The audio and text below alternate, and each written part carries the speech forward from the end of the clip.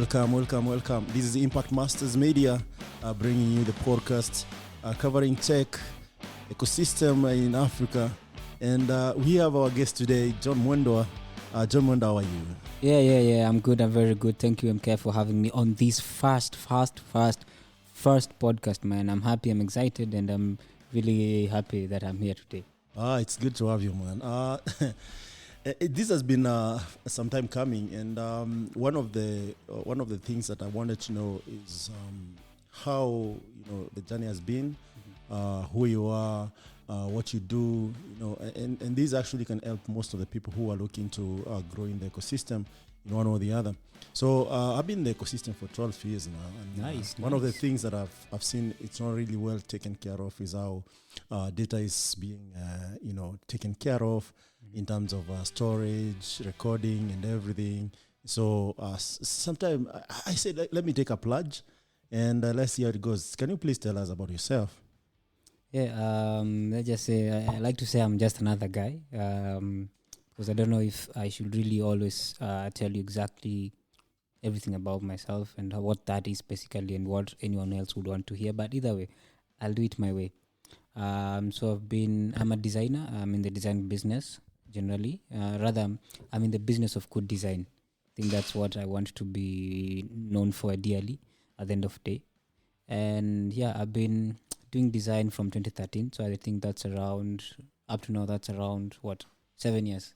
Oh, wow. 7, 8 years, yeah. It's impressive. Yeah, so maybe something interesting about it is that after school I went to a college basically called Nairobi Trust, and I learned design there and a bit of web development. And after that, I immediately was lucky enough to get a job, which I did for 1 year as a UI UX designer and a front-end developer.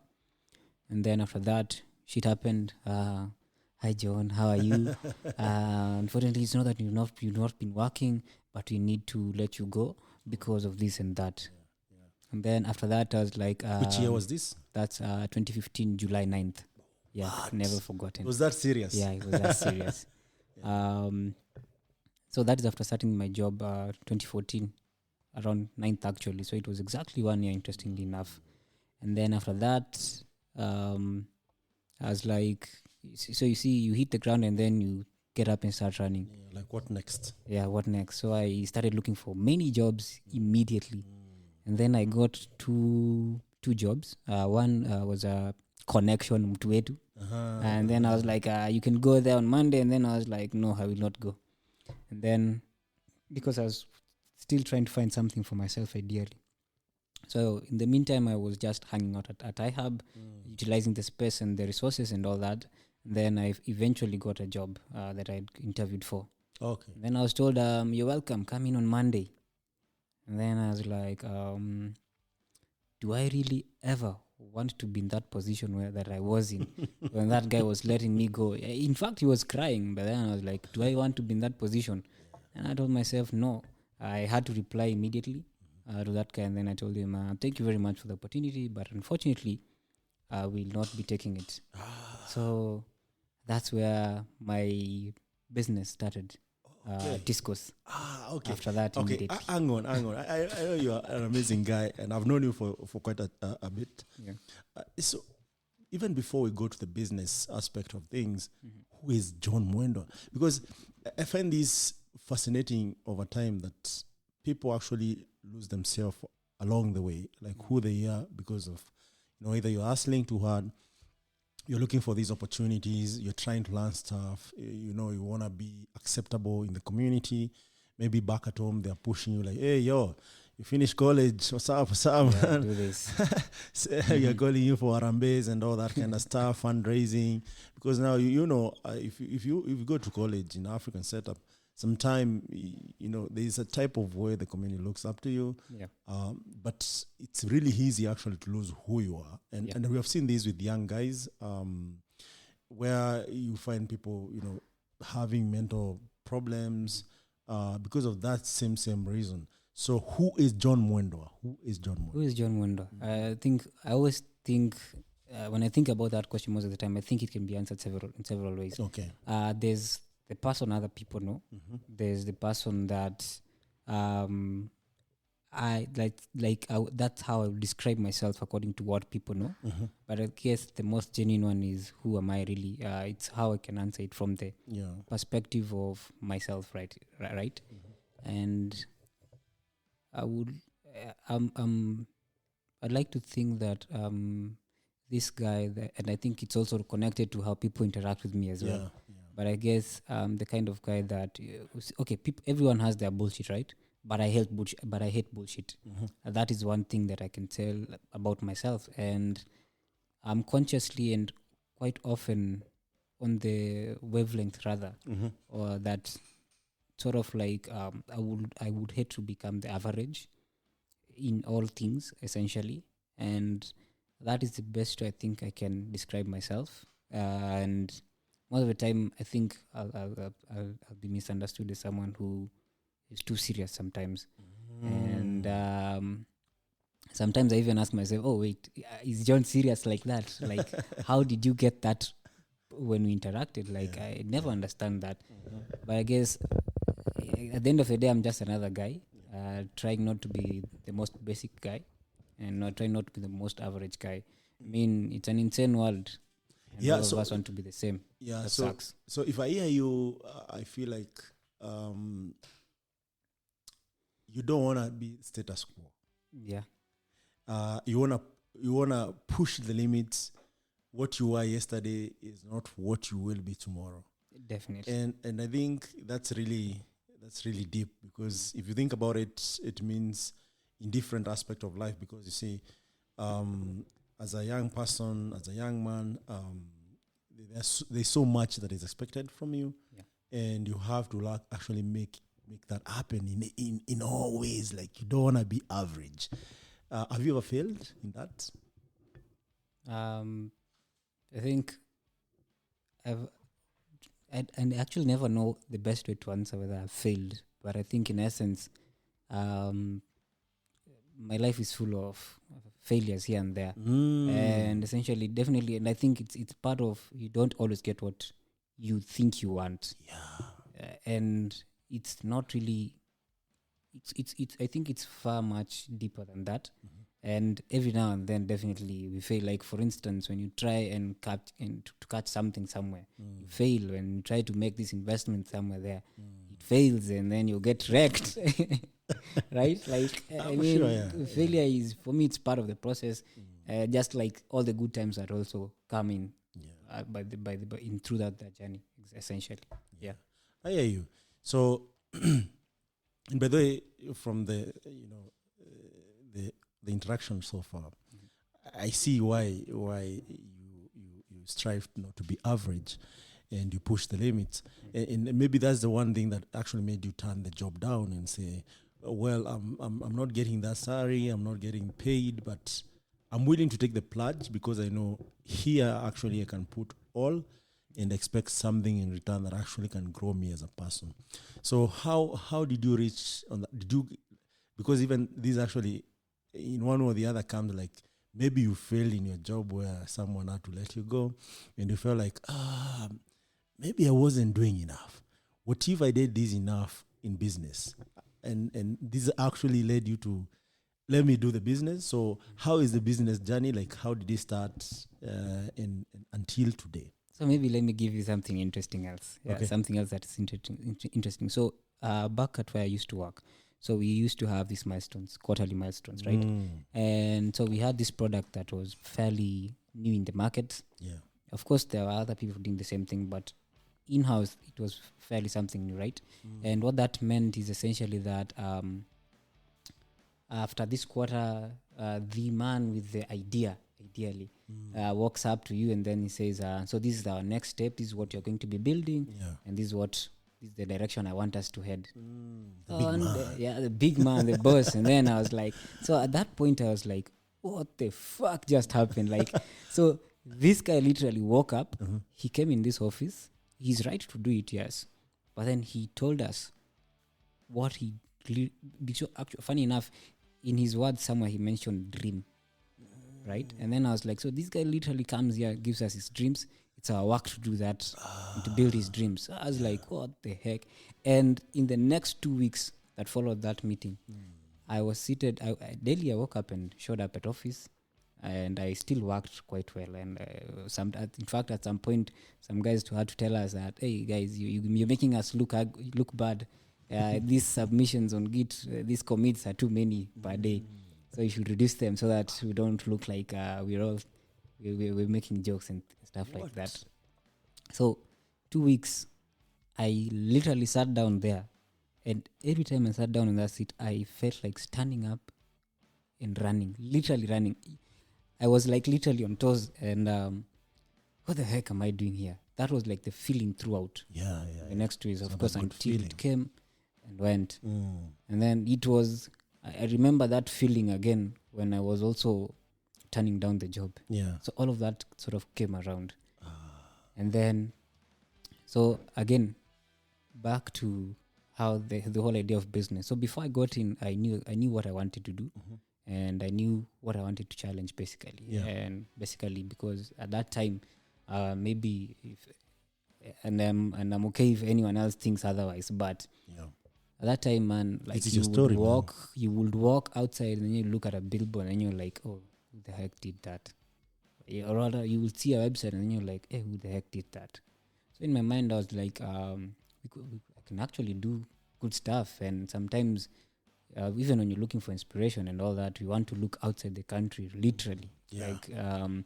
So even some of the companies that were actually in Kenya came to find out that we only have workers in this country, not anyone from outside the country. And that was strange, man.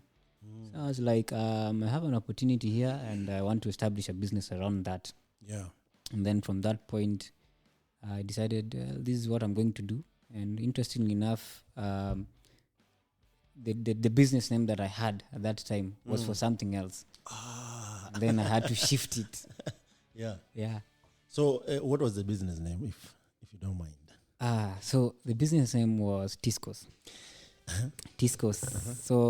So during that time, so I had I think that's the other advantage, having people who think the way you're thinking, and people who literally know shit around you. Exactly. Yes. So I started there with some guys. I think they're two Georges. You probably know them, right?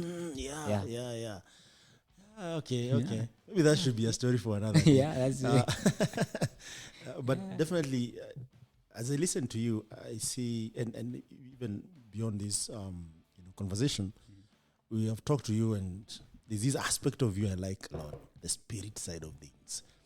And this actually reminds me again and again that most young guys keep forgetting that they are made of three things: body, mind, and soul.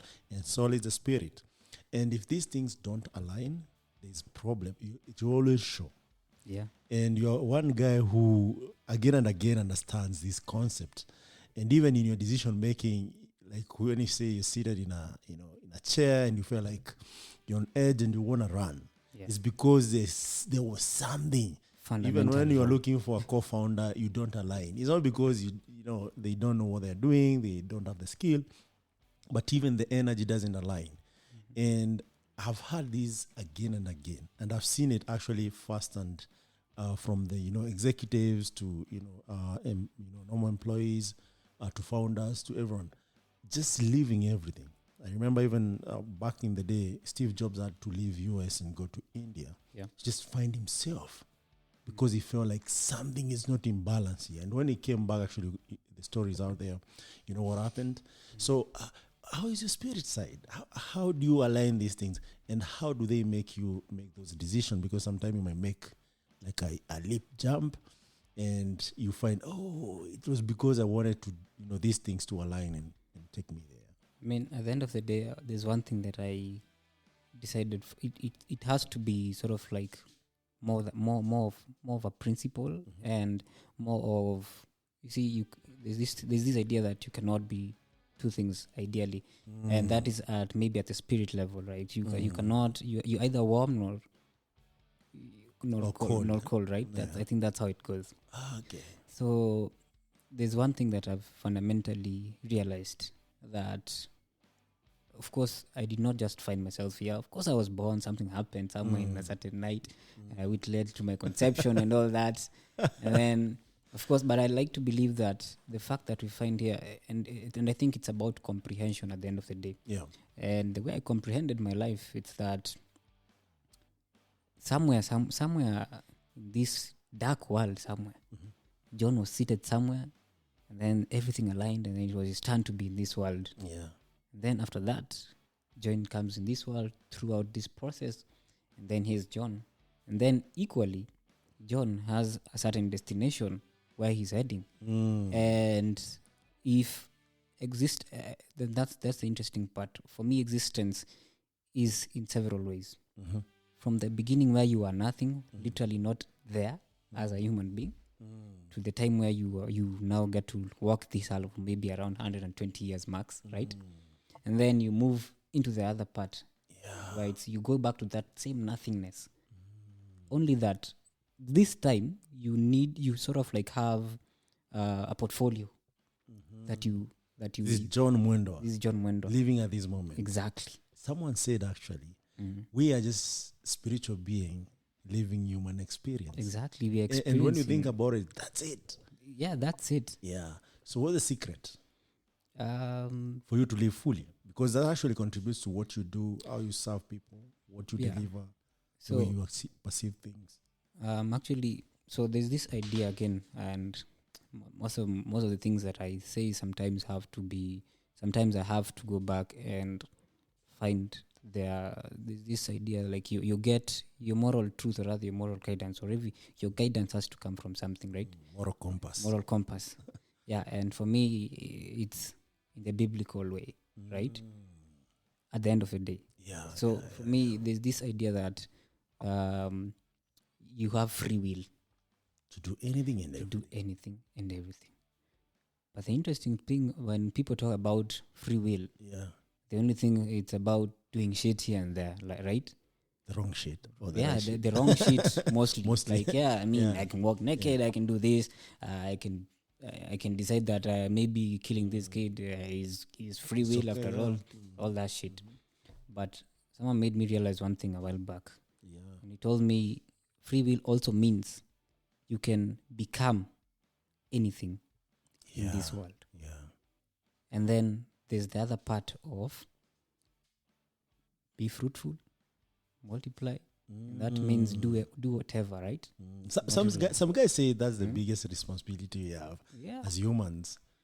It is. But it's debatable it's debatable from different perspectives and all that, right? Yeah. And then so that means as I was created, there's this grand plan somewhere. And that means, for instance, if you're able to, I always say comprehension is very important. Yeah. And for me, I've comprehended my beginning and sort of my end. Yeah. Not to say that I'm a good person or shit like that. I'm equally just as shitty as they come. Imperfect, most of the time, right? Yeah, but no one is. That comprehension at the end of the day, that's where I get to realize that I need to do this. And in life, there's 3 things for me. And when you talk about service, God, family, man. In that order? In that order. Okay. I hear you. This is deep, bro. This is deep. This is deep. And I think the reason why I feel like we should start it that way is so that someone can get the context. Yeah. Because sometimes people get to hear the aesthetics of things and they don't know like what informs some of the decisions. So let's switch gear very fast and talk a little bit about business. True. You're one among many respectable, good designers in Kenya.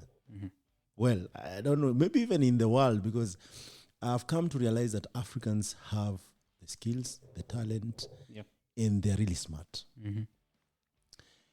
How did, because I've seen you when you're starting up, okay, sorry guys, I have to disclose this, but I've seen you when you're starting up, when you're learning, and I saw your consistency in doing things, how you approach things, your attitude towards, everything. And even when things broke off, I was just around the vicinity, because we'll talk about that some other time. Yeah. But you have passed through all the phases of making you who you are. So how has that been? Like, how is that journey? So that anyone who wanna be a good designer, they understand, like, this is what you need, this is where you start, and this is how you go about things, from A to Z. And even right now, when we have a conversation, you still tell me you're not yet there. Like, I'm like, dude, you do this amazing stuff. And I'm like, this guy is saying, I'm not yet there. So what is that?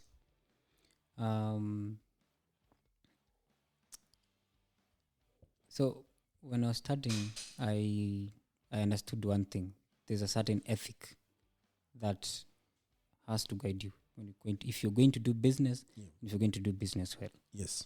And I also started with one thing in mind. So at that time, I was looking at very many businesses, right? Yeah. The likes of Amazon, Google, and all many other case studies. Yeah. And one thing I realized is that all these companies, none of them made it, maybe mostly and with less than 10 years. Yeah. It's 10 years and then peak.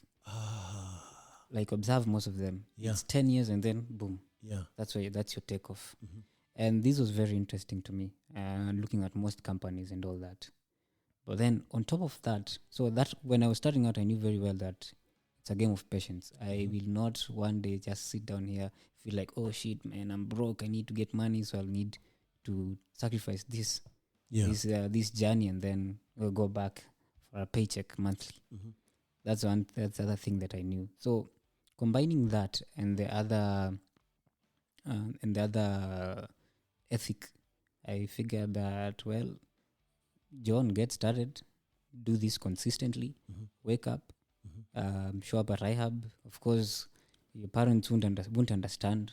They are literally out there rooting for you to get work and all that. But you have to be sort of like at some point be the one that knows where you're heading. Yeah.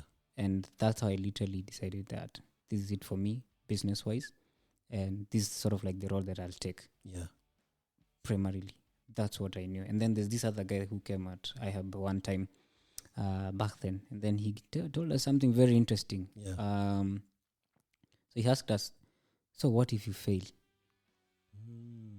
And then he was actually pointing at, so you see, and it was actually a very interesting time. I had worked with some people, I disappointed them around that time. And then he asked me, so what if you fail? Then his answer was like, his whole analogy was on, we've seen Safaricom. Maybe M-Pesa won't work for a day. And that does that mean that maybe they have to close shop and go? That's a good analogy. Exactly. They don't close shop and go. You learn from that, correct the mistake, and proceed. Yeah. And that is how, again, I decided these feelings where you make a mistake with a client and then you're like, oh shit, man, you're feeling guilty, you want to stop, it's not working. And then I knew that was just now something that it's a mistake, correct it, follow the other ethic and all that. So with that, over time, I've been the guy who said essentially wants to operate on a certain level. Like, if you say going to do something, do it. Yeah.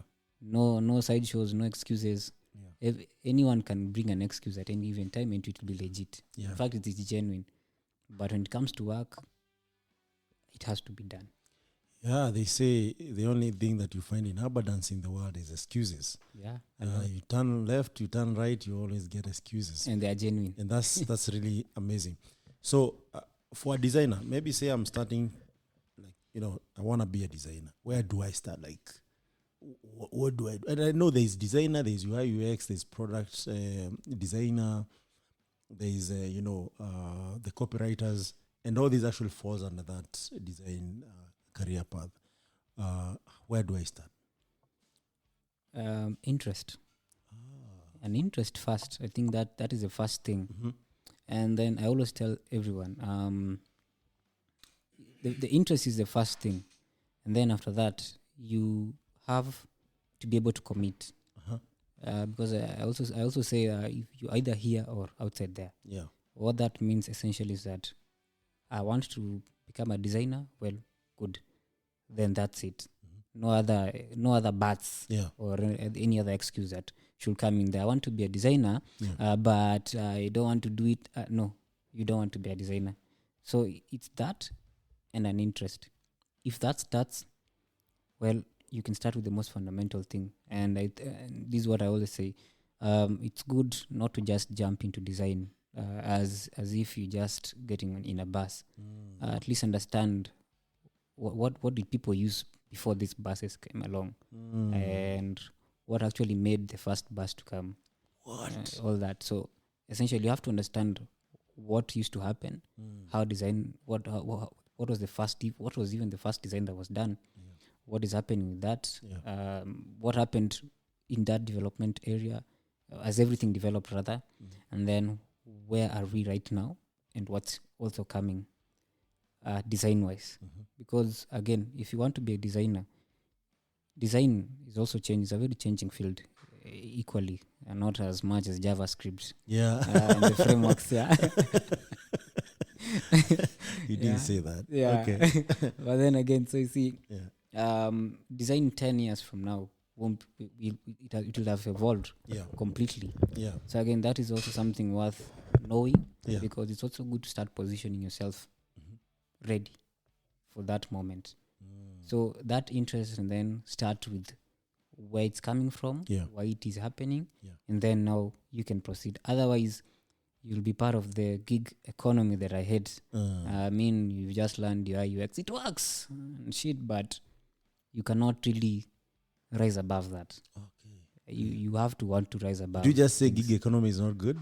It is good, but it is breeding something very dangerous. So people don't become experts. Yeah, I mean, and the growth is stunted. That's what exactly. Okay. But there's something interesting you said about interests. I'm asking myself, interest cannot be taught. True. And given my some sort of background in my artistic work, there's something that I've realized. Some things cannot be taught. As much as there's some curriculum out there, pertaining to teach them. Do I need to join a school to be a good designer? Do I, get tutorials all over? Do I get a booklet? Which tools do I get to start doing that?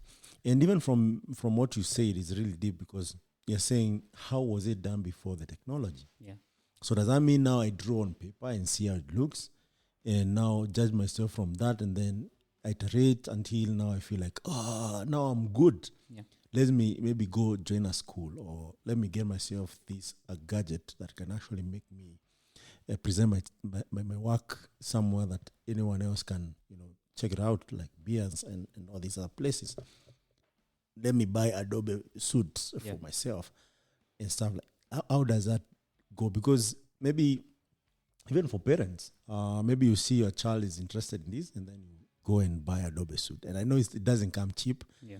Like right now, it's subscription model, right? Yeah.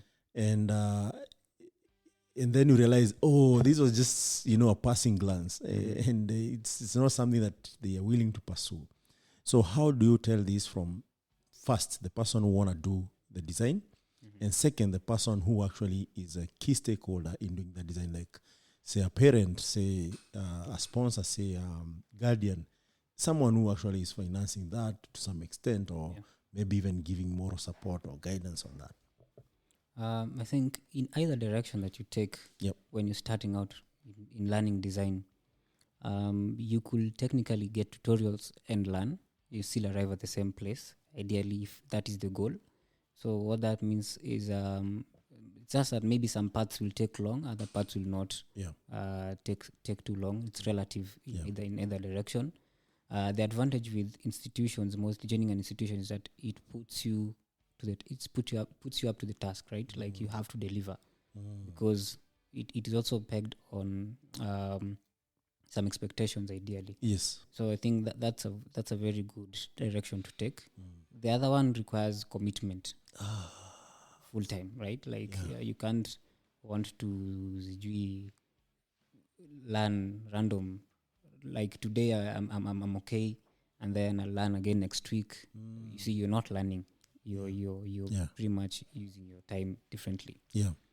And then the other part on that is on the financing, right? Yes. For whoever is financing that.